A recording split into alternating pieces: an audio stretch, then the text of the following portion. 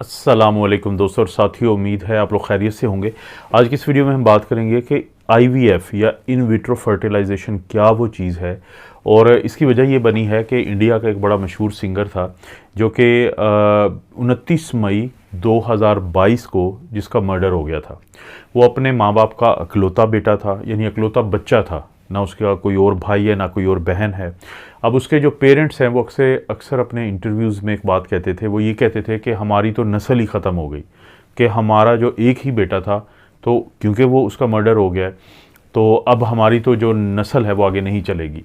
लेकिन पिछले दिनों एक बहुत हैरान कुन बात सबके सामने आई कि उनकी जो वालदा हैं उन सिंगर की, जिनकी उम्र इस वक्त 58 ईयर्स है, और उनके वालिद जो जिनकी उम्र 60 ईयर्स है, तो उनके यहाँ एक बेटे की पैदाइश हुई, यानी दूसरे बेटे की पैदाइश हुई।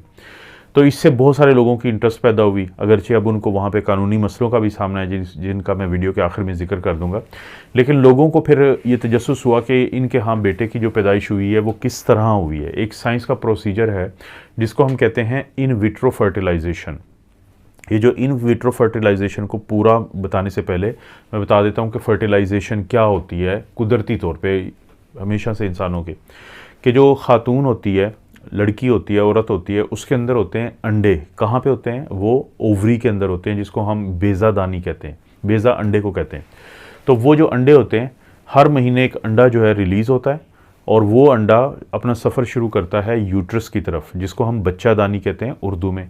इन दोनों के दरमियान एक पाइप होता है जिसको हम, ये ट्यूब होती है जिसको हम फेलोपियन ट्यूब कहते हैं। अब जब वो ये सफ़र शुरू करता है तो जो मर्द की तरफ से, हस्बैंड की तरफ से, खावंद की तरफ से अगर जो स्पर्म होता है, जिसको उर्दू में तो हम जरसूमा कहते हैं, लेकिन और इसका कोई लफ्ज़ है नहीं उर्दू में, लेकिन जो स्पर्म होता है वो अगर इस फेलोपियन ट्यूब के सफ़र के दौरान, जब वो ट्यूब से आ रहा होती अंडा आ रहा होता है यूट्रस में, तो वहाँ पे अगर उनका मिलाप हो जाए तो उनके मिलाप से एम्ब्रियो बनता है। इस मिलाप को, कि जो स्पर्म है वो दाखिल हो जाता है अंडे के अंदर, इसको हम कहते हैं फर्टिलाइजेशन। और फिर ये नीचे आता है यूट्रस में या बच्चादानी में, वहाँ पे आके अटैच हो जाता है।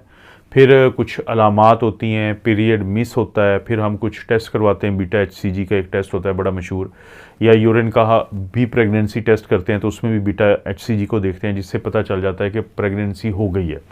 और अगले फिर मोर और लेस तकरीबन 9 महीने वो जो बच्चे की पूरी अफजाइश होती है, डेवलपमेंट होती है, वो माँ के अंदर जहाँ पे होती है उसे हम यूट्रस या बच्चादानी कहते हैं। तो ये तो है कुदरती तौर पे जो फर्टिलाइजेशन, इस चीज़ को कहते हैं।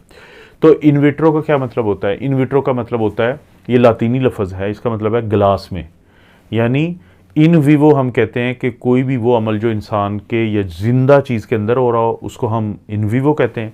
उसका उलट ये है, या मुखालिफ लफ्ज़ है इन विट्रो, के किसी इंसान का या जानदार चीज़ का कोई हिस्सा लेके बाहर अगर उसके ऊपर कोई भी प्रोसेस किया जाएगा तो इसे कहते हैं इन विट्रो प्रोसेस। तो वो अमल कि जिसमें खातून के अंदर से अंडा लेके और मर्द के पास से स्पर्म लेके उनका बाहमी मिलाप करवाया जाए लेबॉर्ट्री में और या डिश में, जो ग्लास डिश होती है, तो इस अमल को हम कहते हैं इन विट्रो फर्टिलाइजेशन। तो वैसे तो इन विट्रो फर्टिलाइजेशन कह लें कि तकरीबन 1978 से ये काम चल रहा है, लेकिन इसमें सबसे बड़ी तब्दीली उस वक्त आई थी जब एक होता है ICS किसे कहते हैं? इंट्रा साइटोप्लाज्मिक स्पर्म इंजेक्शन, के एक हेल्दी स्पर्म लिया जाता है बाप से और उसको लेबॉर्ट्री के अंदर इंजेक्ट किया जाता है अंडे के अंदर।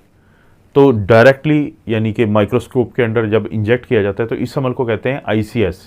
अब ये जो ICSI जो प्रोसीजर है, इसकी वजह से इन विट्रो फर्टिलाइजेशन पूरी दुनिया में बहुत मकबूल प्रोसीजर हुआ है।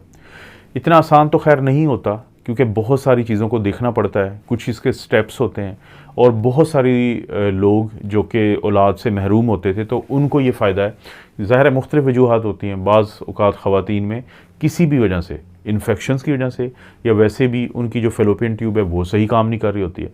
बाज़ औक़ात ख़वातीन में यूट्रस का कोई मसला आ जाता है, तो या कोई ऐसी चीज़ आ जाती है जिसकी वजह से अंडे का और स्पर्म का बाहमी मिलाप नहीं हो पाता, तो ये बाहर मिलाप करवाया जाता है। और जब इसको कल्चर किया जाता है कुछ दिनों के लिए लेबॉर्ट्री में ही, जब देखा जाता है कि ये ग्रो कर रहा है तो इसको मदर के अंदर यूट्रस में या बच्चादानी में रख दिया जाता है।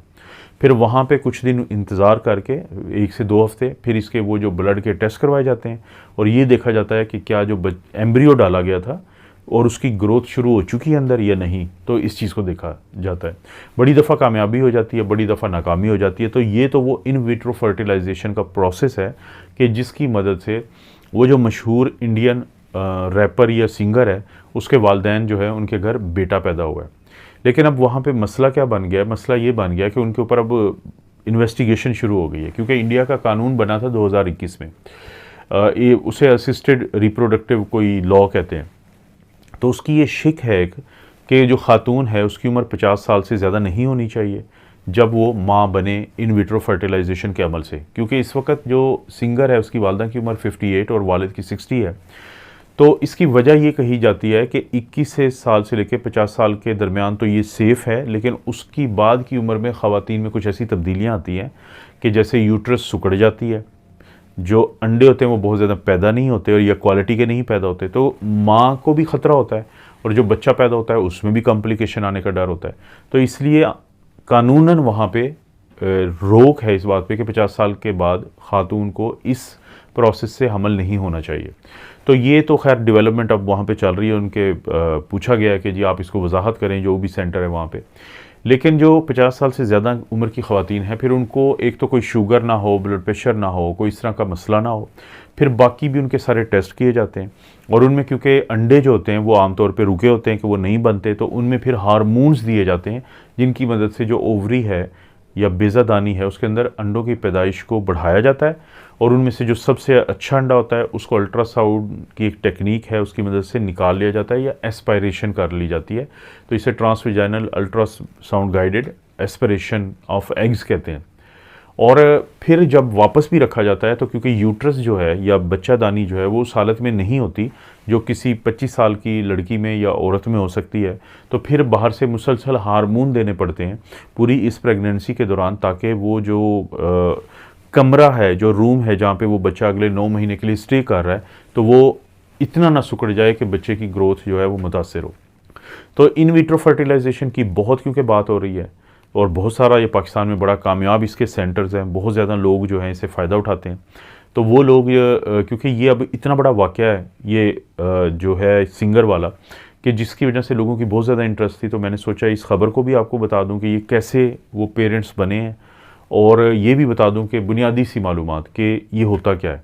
तो वो लोग कि जिनका यानी कि मसला होता है बच्चों की पैदाइश का, तो वो फर्टिलिटी के डॉक्टर या गायनाकोलॉजिस्ट से इन विट्रो फर्टिलाइजेशन और ये ICSI जो है इसके बारे में ज़रूर वो बात करें।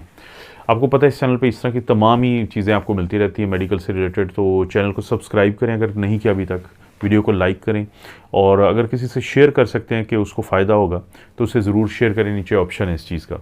आप अपना और अपनी फैमिली का ख्याल रखें। अल्लाह ताला आपको और आपकी फैमिली को हर किस्म की बुराई, बीमारी और आजमाइश से महफूज रखे।